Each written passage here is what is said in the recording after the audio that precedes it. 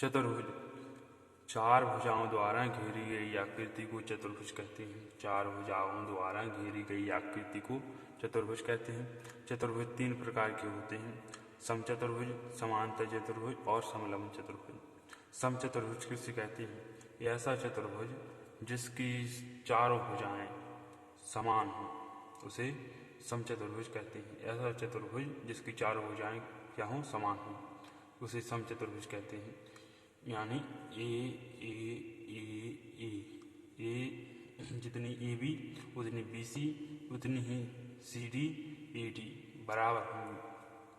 मतलब समचतुर्भुज में A B, देखो ए बी बराबर बी सी बराबर सी डी बराबर ए डी इक्वल टू ए।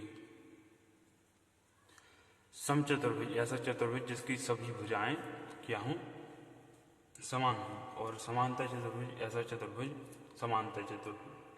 समांतर चतुर्भुज एक ऐसा चतुर्भुज है जिसकी आमने सामने की भुजाएं समांतर होती हैं। समांतर चतुर्भुज एक ऐसा चतुर्भुज है जिसके आमने सामने की भुजाएं समांतर होती हैं, समांतर चतुर्भुज कहलाता है। देखिए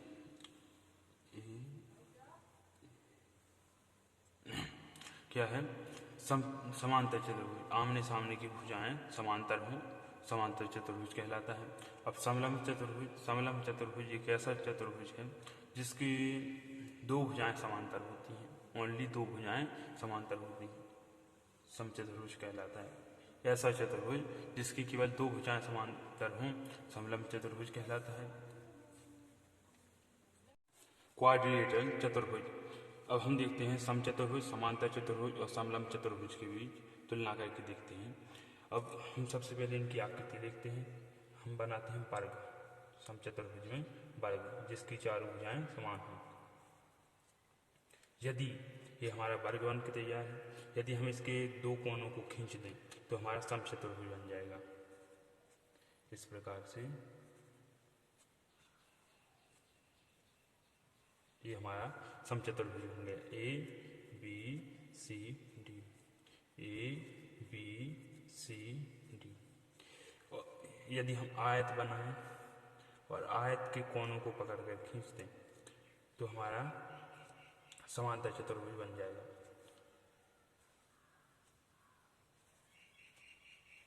आयत के कोनों को पकड़कर खींच दिया जाए तो हमारा समांतर चतुर्भुज बन जाएगा। और समलंब चतुर्भुज जिसकी दो भुजाएं समांतर हो, ऐसा जिसकी दो भुजाएं समांतर हो समलंब चतुर्भुज बन जाएगा। अब वर्ग के बारे में देखें कि वर्ग क्या है। वर्ग, अब सबसे पहले देखते हैं वर्ग का क्षेत्रफल। वर्ग ऐसी आकृति है, वर्ग ऐसी आकृति है जिसकी चारों भुजाएं समान होती हैं और 90 डिग्री के एंगल पर होती हैं। वर्ग की चारों भुजाएं समान होती हैं, यानी अगर एक भुजा ए है तो ए भी ए, ए भी ए, ए भी ए। ए 10 है तो जा 10, जा 10, 10, 10, 10 के वर्ग का क्षेत्रफल। सबसे पहले देखते हैं वर्ग का क्षेत्रफल। तो वर्ग का क्षेत्रफल भुजा स्क्वायर, वर्ग का क्षेत्रफल भुजा स्क्वायर, वर्ग का क्षेत्रफल भुजा स्क्वायर। और वर्ग का परिमाप,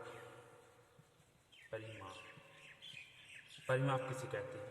परिमाप यानी इसकी चारों भुजाओं का योग, यहाँ से यहाँ तक, यहाँ से यहाँ तक, यानी ए से बी, बी से सी, सी से डी, डी से ए, इन का योग यहाँ से यहाँ, ए से बी, बी से सी, सी से डी, डी से ए तक की दूरी को परिमाप कहते हैं। परिमाप चारों भुजाओं का योग, यानी ए plus B, B plus C, C plus D और डी प्लस ई। इसमें क्या है? वर्ग में चारों भुजाएं समान होती हैं, यानी ए plus A plus A plus A. परिमाप है अब हम देखते हैं बैक का परिमाप, यानी 4a होगा, 4a यानी वर्ग का परिमाप बराबर 4 गुणे भुजा। बैक का परिमाप 4 गुणे भुजा। अब हम देखें आयत। आयत का क्षेत्रफल, तो आयत का क्षेत्रफल होता है आधार गुणे ऊंचाई। इसमें ए बी सी डी। आयत किसे कहते हैं? जिसकी आमने सामने की भुजाएं समांतर हों और 90 डिग्री के एंगल पर, उसे आयत कहते हैं। यहाँ पर 90 डिग्री का कोण बनेगा, आमने सामने की भुजाएं समांतर होंगी तो एक दूसरे के बराबर होंगी। आमने सामने की भुजाएं समांतर होंगी, एक दूसरे के बराबर होंगी, 90 डिग्री का कोण बनाएगा, उसे कहते हैं। यानी आयत के चारों कोण 90 डिग्री के होते हैं और बैक के भी चारों कोण 90 डिग्री के होते हैं। आयत का क्षेत्रफल होता है आधार गुणे ऊंचाई। यहाँ लिखते हैं आयत का क्षेत्रफल आधार गुणे ऊंचाई। आयत का क्षेत्रफल।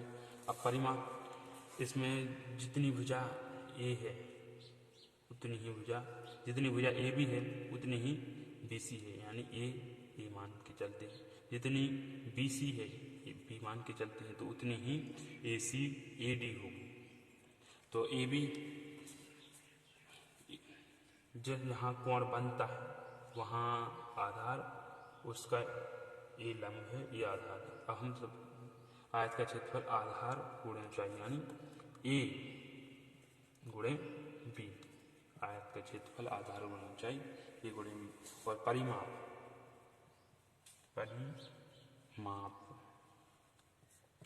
बराबर, परिमाप क्या होगा? यहाँ A plus B, B plus C, C plus D, D plus A. परिमाप यानी उसकी जितना भी आकृति है उस पूरी का योग। यहाँ से यहाँ तक जितनी भुजाएं हैं, चारों भुजाओं का योग परिमाप है। ए से बी, बी से सी, सी से डी, डी से ए। यानी ए प्लस बी प्लस ए प्लस बी जोड़ें 2a प्लस 2b, 2 कॉमन लें, a प्लस b। यानी आयत का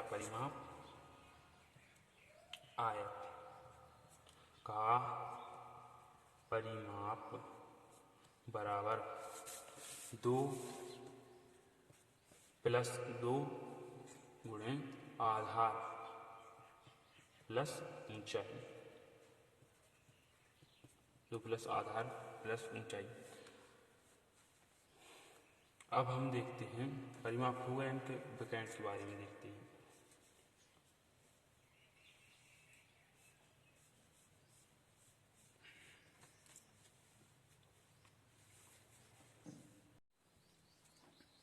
आइए अब हम देखते हैं इनके बैग और आयत के विकर्णों के बारे में देखते हैं।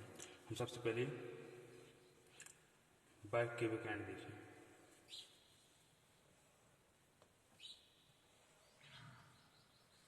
देखिए, हमारे आमने सामने के कोणों को मिला दिया जाए तो वो एक विकर्ण बन जाती है। इससे मिला दिया गया ये विकर्ण है। यदि किसी चतुर्भुज के आमने सामने के कोणों को मिला दिया जाए तो उसका विकर्ण बन जाता है। और हम जानते हैं कि बैक की सभी भुजाएं समान होती हैं, इसलिए ए मान लीजिए कि बैक की जो भुजाएं हैं वो ए। अब हम क्या करें? पाइथागोरस प्रमेय के अनुसार हमारा कर्ण का वर्ग, अब ए 90 डिग्री का होता है। हमें पता है कि बैक के चारों कोण 90 डिग्री के अंश पर होते हैं और चारों भुजाएं आपस में बराबर होती हैं। तो हमारे पास ये 90 डिग्री का कोण बन गया, तो ये क्या है? एक समकोण त्रिभुज बन गया। अब समकोण त्रिभुज बन गया तो समकोण त्रिभुज में पाइथागोरस प्रमेय से कर्ण का वर्ग बराबर लंब का वर्ग धन आधार का वर्ग, यानी बी डी का वर्ग बराबर बी सी का स्क्वायर प्लस डी सी का स्क्वायर। अब हम लिखें विकर्ण, बी डी क्या है? विकर्ण। अब हम इसका A square plus A square बराबर 2a square B D square B D equal to root under 2a square. Square से रूट कटा, अब रूट अंडर 2 इंटू ए यानी वर्ग का विकर्ण बराबर रूट अंडर 2 इंटू ए होता है यहाँ बराबर रूट 2a बाई का विकर्ण।